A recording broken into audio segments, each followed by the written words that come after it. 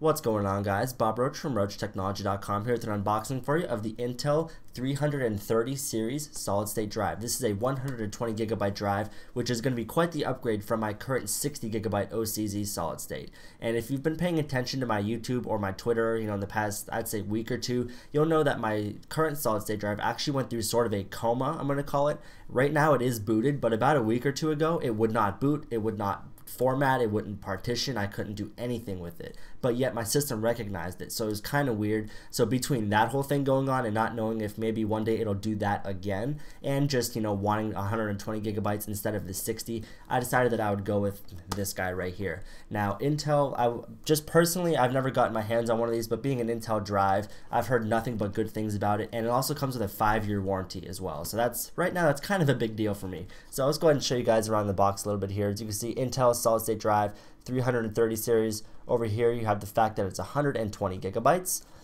Moving over to here, along with a bunch of UPCs, we have I can't really see what that is. I'm gonna assume that it just has 120 gigabytes on there somewhere. I don't think it has the read and write speeds, but I believe that the maximum write for this is about 450 megabytes per second, and the maximum read is about 500 megabytes per second. So there are some drives out there. I think the Kingston HyperX. There's some OCZ. I think like Vertex 4. I forget the newer drives are called. Maybe that's what it is. I'm not sure. I get them all mixed up.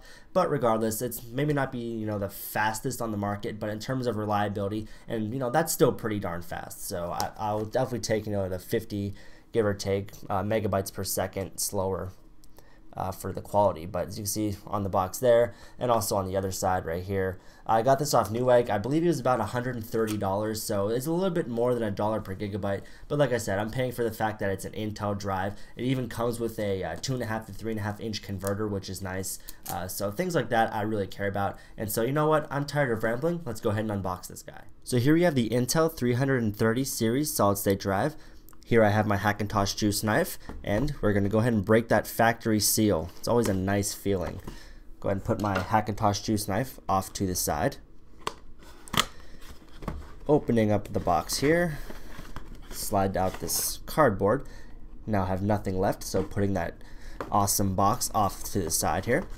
Go ahead and open this guy, and here we have the solid state drive itself. So I'll go ahead and show this to you guys. I'll go ahead and I'll remove the anti-static bag in just 1 second, but there's the solid state drive in reference to my hand, standard 2.5 inch drive. There you go, off to the side for just 1 second. We have a nice little piece of cardboard, beautifully engineered, and yes, I'm of course kidding. Here we have a Speed Demon sticker, which I would never put on my case, especially considering I have a PowerMac G5 case, but I guess I could put this somewhere. I don't know, maybe, probably just sit in the box though. Here we go with a solid state drive installation guide, which pretty straightforward process, but then again, you might not know. Here, I'm not sure what we have. I guess this is a video installation guide because I don't know if there's any kind of like drivers or anything, but here we go, data migration software, so things like that. So off to the side, I will not be using that. And in here we have a bunch of goodies. Here we have some screws for installation, pretty standard. Here we have a couple more screws. These are probably to secure the drive to the 3.5 inch bay, and these are screws for your case if you need them. Here we have a SATA cable, pretty standard, SATA connection, nothing out of the ordinary here. So there's that. Here we have a Molex to SATA power if you need it.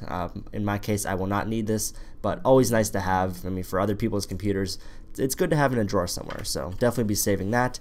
And here we have, if I can get it out of here, the 2.5 to 3.5 inch converter. So it appears to be the same color as the drive, which is nice if you're looking to customize the inside of your case. Things like that really do matter to a lot of people, and it's nice that, of course, Intel takes that into consideration. But what you guys probably want to see is the drive itself, and I shouldn't need the Hackintosh juice knife for this. It should just rip, but one more quick look around the bag here. Ripping that guy open, and you can see you have a nice little notch there. Very gracious of Intel. Ripping that bag, taking out the drive. We have this stuff that probably tastes delicious. Of course, I'm kidding. You do not want to eat that. bad kids. Anyway, here we go. Here's the drive itself. Looks very professional. I definitely love the look of this drive. Like I said, especially because I have a PowerMac G5 case, the silver will look really nice within the case. So once again, it's something that some people appreciate, some people don't, but I am one of those people that do appreciate it. The back definitely is kind of, a weird texture to it. There's kind of, some weird color. It almost kind of looks like it's worn off, but that's just how it is. I've seen other drives, other unboxings, and it's the same thing. This is a new drive, so I'm not sure, why it has that kind of a texture to it, but personally not that big of a deal to me. I mean, I do like the way that this looks. I kind of wish the back looked the same, but I mean, it's not that big of a deal, I suppose. Here you have your standard power connection and SATA connection, and of course this is a SATA 6, or rather SATA 3, 6 gigabytes per second. Also, of course, backwards compatible with 3. Stuff I'm sure most of you guys already know. But this has just been a brief unboxing. I shouldn't say too brief, but an unboxing nonetheless of the Intel 330 series solid state drive. I'm at CPU Kid on Twitter. Also, be sure to check out RocheTechnology.com, and I hope to see you guys in my next video.